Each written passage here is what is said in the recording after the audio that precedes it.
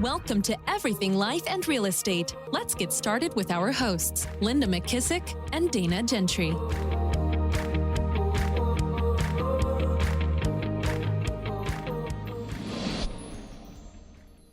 Hi, everyone. Welcome to Everything Life and Real Estate. We're so excited for you to join in on this two-part series where I actually had the opportunity to interview Linda and our dear friend Tony DiCello on exactly what they believe is happening in the real estate market this year in 2024.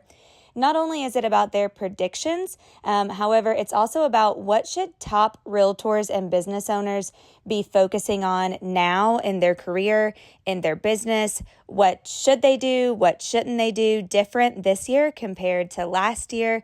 There were so many nuggets of gold dropped in this little over an hour training that we decided to break this into two parts for you. So today you're going to hear part one. Next week, you're going to hear part two. I know that you're going to just find so much value in listening to Linda and Tony. And we just hope that this encourages you to have a great year this year. And don't forget, submit questions if you have them. We have some great guests coming this year. We also have some great topics.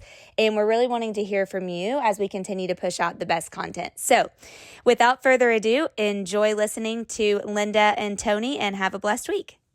When we had Tony on to talk about last year's market, it was our second most listened to episode of the whole entire year. So it was a popular one, which was really great.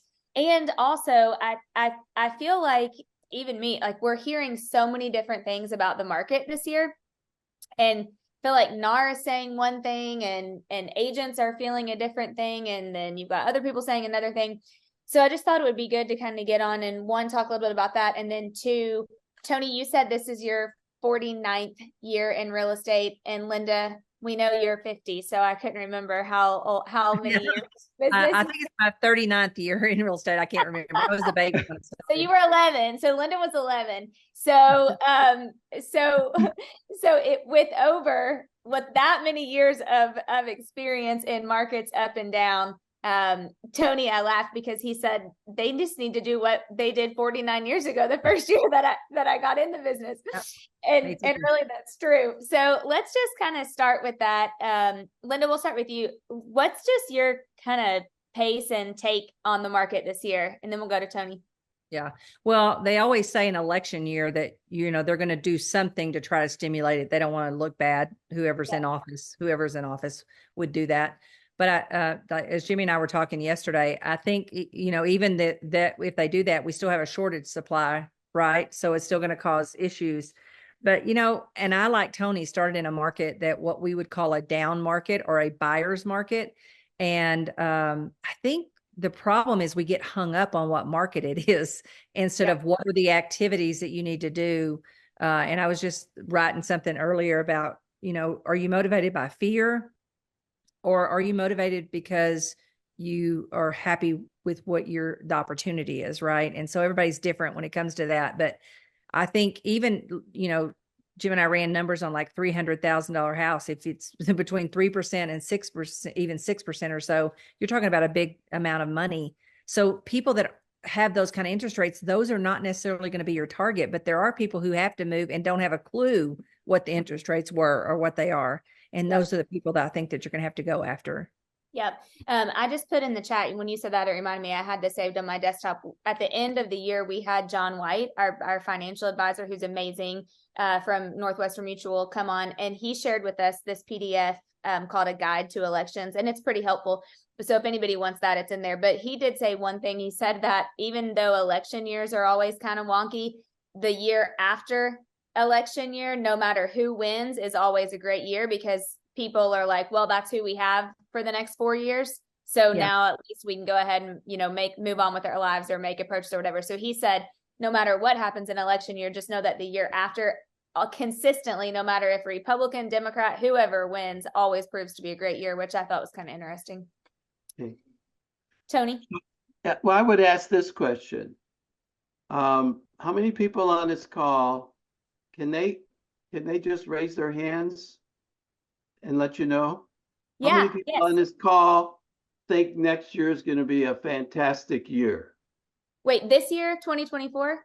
No, yeah, 2024. How many people think this year is going to be a great year? Anybody who decides. Yeah, give me a thumbs up. Karen, Okay. yes. Yep. How many of you think it's going to be a challenging year? Thumbs up. So you just made a decision on what 2024 is going to be like. Yeah. If you think it's going to be a great year, it's going to be a great year. If you think it's going to have its challenges, then you're going to have its challenges.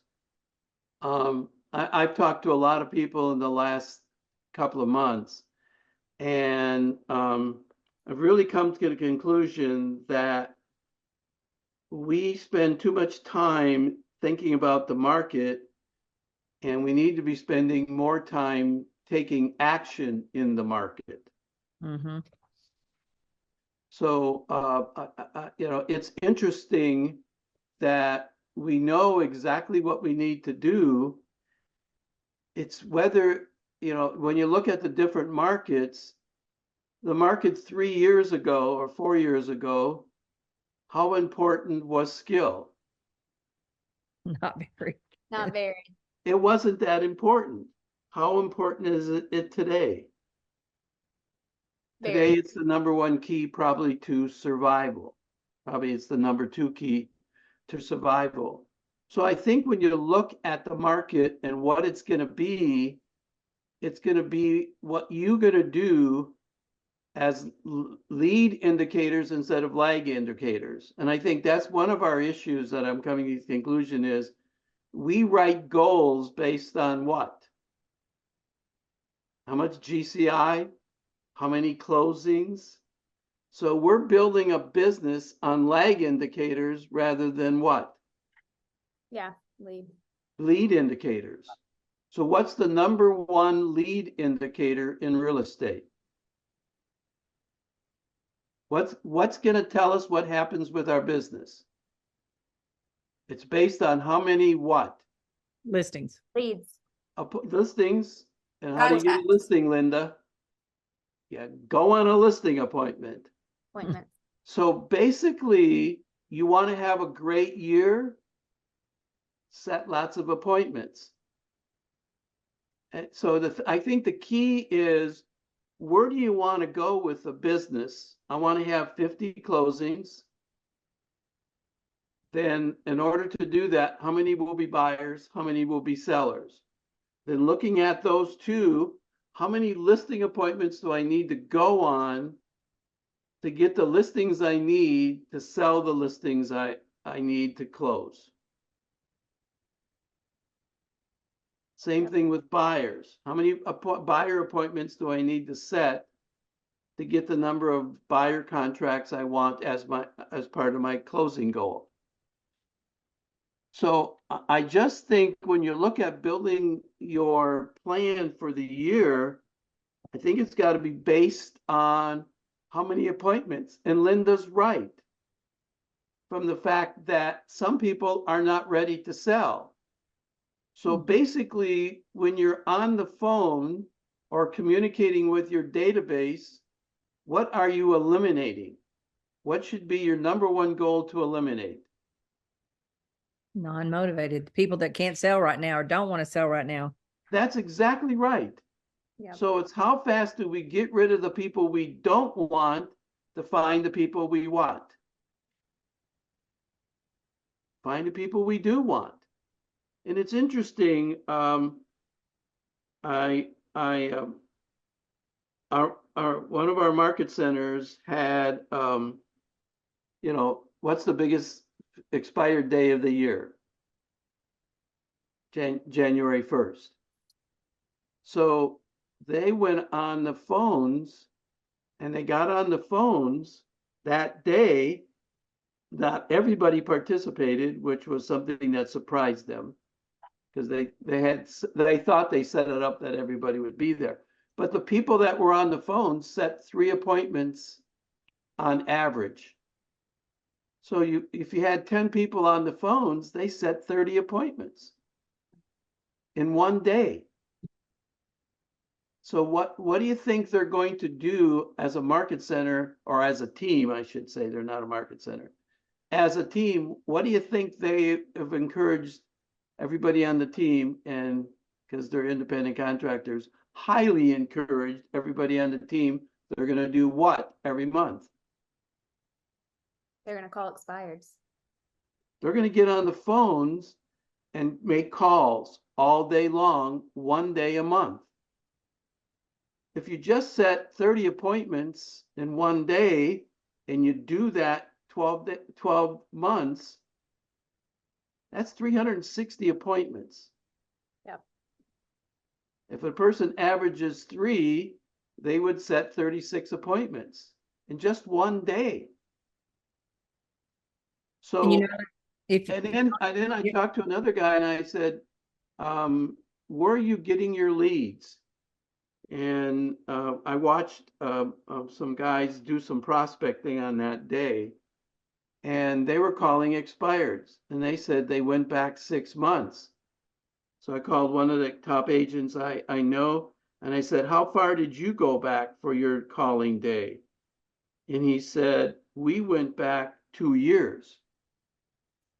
Wow. And then I remember I went back in my notes, and during the last crunch, most of you know Jeff Quinton. Jeff Quinton went back 5 years on expireds.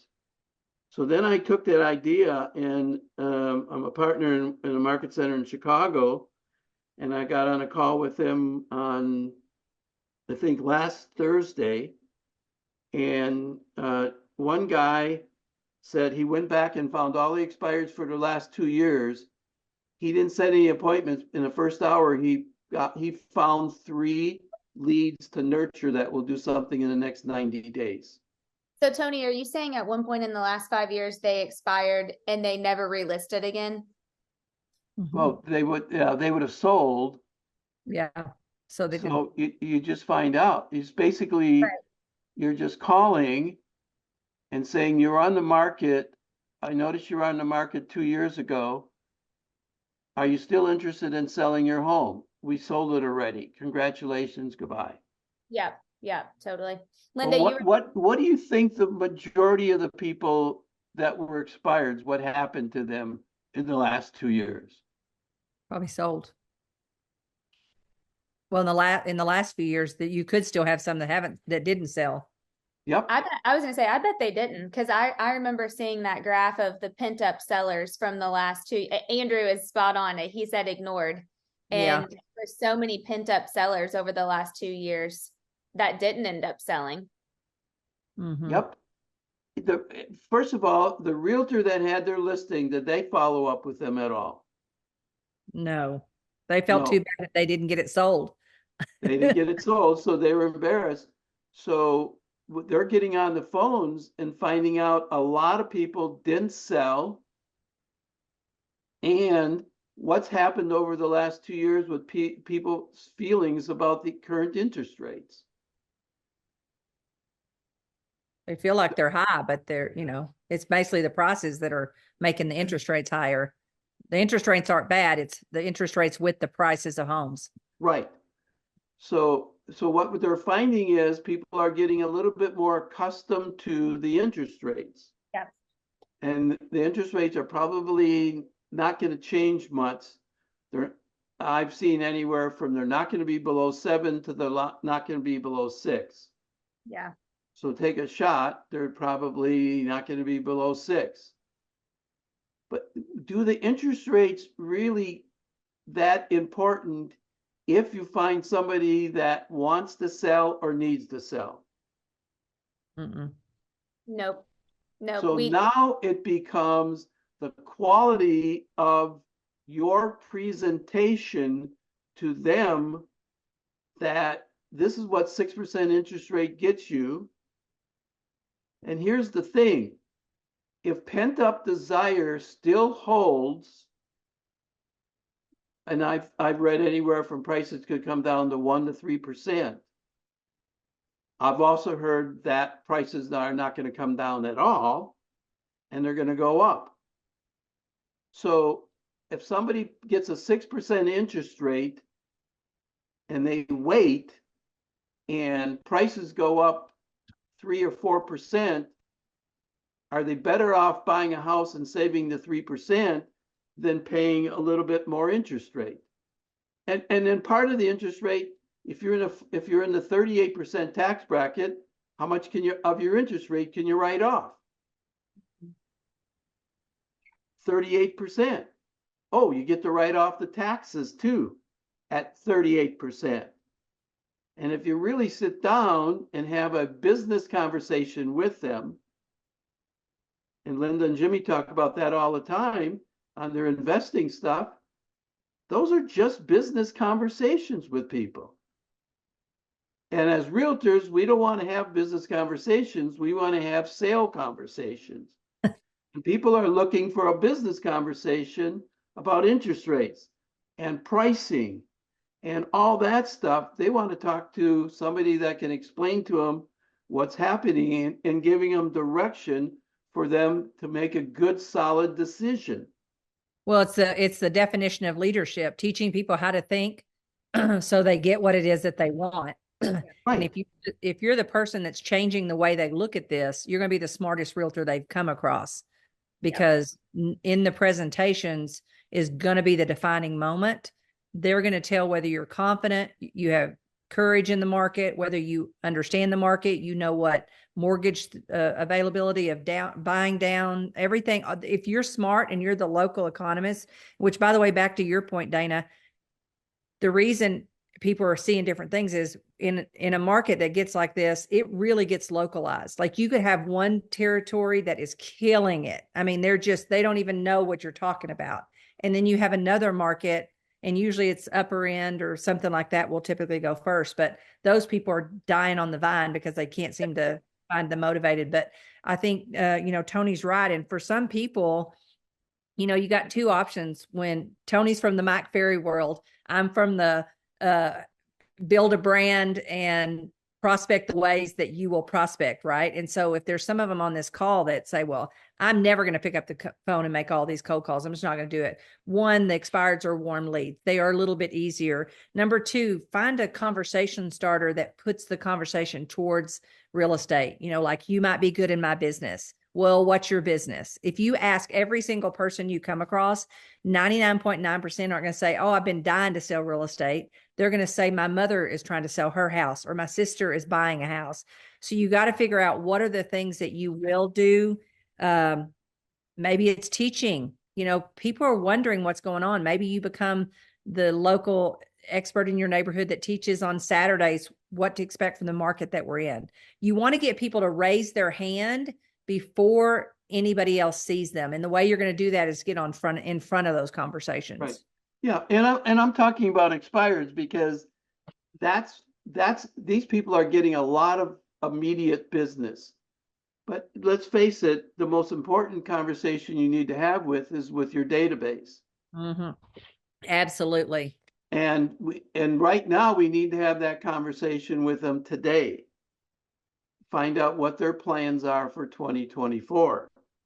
I saw a response. I think it came from John Maxwell. Most people listen to respond. Few people listen to understand. Mm-hmm.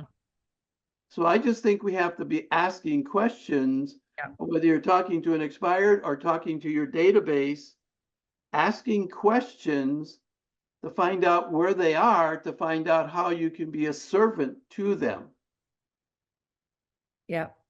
And I think we not make a sale with them, be a servant to them. And if you serve them enough and you have enough business-like conversations, like Linda said, they're going to look at you differently than every other realtor. Mm-hmm. And I came out of that Mike Ferry world where we made a lot of calls. But I'm telling you, if you start having business-related calls with your database and other people call them and do like they do, is let me tell you about what we do to sell homes rather than let me show you what we can do to help you accomplish your goals. Mhm. they're going to say to you, you're the only realtor that's ever had that kind of conversation with me. And that's because it's a question-based conversation as opposed to a keep talking conversation. Tony, that's when I had John White on at the end of the year last year, he said that that's what they're doing for their business to their database. I mean, he's literally just calling his client saying, "How can I help you with your financial goals in 2024?" Not saying, "Hey, this is the life and, cash value life insurance you need to buy, or here's the stock that you need to invest." Like none of that stuff. They're literally just saying, "How can we help you with your goals?" And he said, all it does is start a conversation. And exactly what you said, he said, "I just want to be there to serve them." And then, and when he called Adam and I, and we had that conversation, actually, I think I ended up sending him like 3 other people that needed somebody new that he should reach out to. And it's the same thing with the clients in our databases too, for real estate. Right. Yeah. If you hadn't made that call, he wouldn't have he wouldn't have gotten those 3 clients. Exactly. That's exactly right. So I think that's the important part. And I think the other thing that really is another quote I got was, most people overvalue intensity and undervalue consistency. Yeah. So true. I think right now, 2024 and beyond, we have to build consistency. Yeah. Because the people that have not flinched from market to market to market are the people that have built consistency in their activities. Mm-hmm. Yep. Actually, you go ahead, Linda, and then you just got to know that activity breeds activity. Right. In this market, you have to consistently be active, and there is no magic script. None of us are good enough to make a seller sell, a buyer buy, or an agent join. So when you let go of that mentality and that lets go of what you think you're trying to do to somebody, you understand that you're really there to only discover the people who need you so that you can serve them. Right. Yeah, that's true. And the reason you need to be calling all the time and talking to people is, yesterday they weren't moving. Today they're moving. Mm-hmm. And if you're not there today or not there enough and touching them enough, then if there's too much gap between connections, a 36 touch is every 10 days. You might want to be every 5 days. If it's going to be a volatile year, then that means we need to be communicating more with our people. Like I just got one from Peter. I just got a program where he's starting to do seller seminars. Yes, so smart. Yeah. So, and when did he do it? He's doing it on January 18th. First month. So he's getting people that are ready to move this time of the year. Here's what you can do. Here's how you stage. Here's how you price.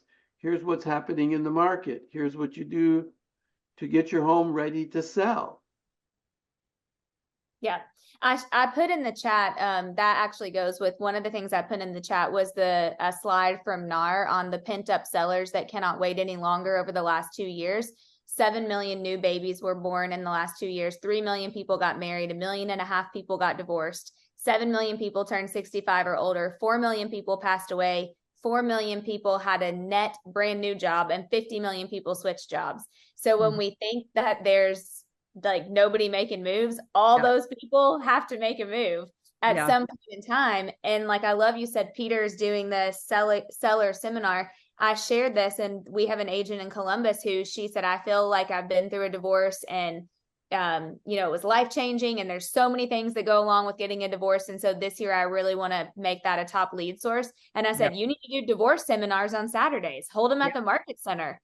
Sarah, you might remember when Jennifer Williams-Neal did those. 10 years ago, she was holding divorce seminars on Saturdays, and she was selling like hotcakes because people were getting divorced. Unfortunately, there were a lot of divorces. So it's really goes back to the motivated that both of you already said. Yeah. Well, they say 50% of the marriages end in divorce. So you got a huge market if you just narrow down and focused on that. And then you got a chance of 2 sales if you play it right, because they both are going to do something, buy something different. Right. Yep. So I think really what we're talking about is disregard what everybody's saying about 24. Figure out how many appointments you need and figure out how you're going to go get those appointments. And in fact, I talked to one guy and I said, so what are you doing differently in your concepts? And he said, anybody know the word ESOP? ESOP stables? Yeah. He did a sales meeting on, what is that? The tortoise. Oh yeah, the tortoise. Yeah. He did a sales meeting on a tortoise and a hare. Who was the fastest? The tortoise. Hare. Who was consistent? The tortoise was consistent and the hare was fast. That's exactly right. And which one won the race? The tortoise won the race. Right? You can tell us basically he's just saying, he said, chase all the new ideas you want. Just be the tortoise. Yes. Just do what you want to do and do it every day, every day, every day, every day. I talked to Jeff Quinton. He didn't miss any days of lead generation this year. So he's now going on his 24th year of not missing a day of lead generation. Be sure to subscribe for more business strategies and tactics to inspire you to live an abundant real estate life. Don't forget to rate and review so we can bring you the best content. Find this and other valuable information at everythinglifeandrealestate.com.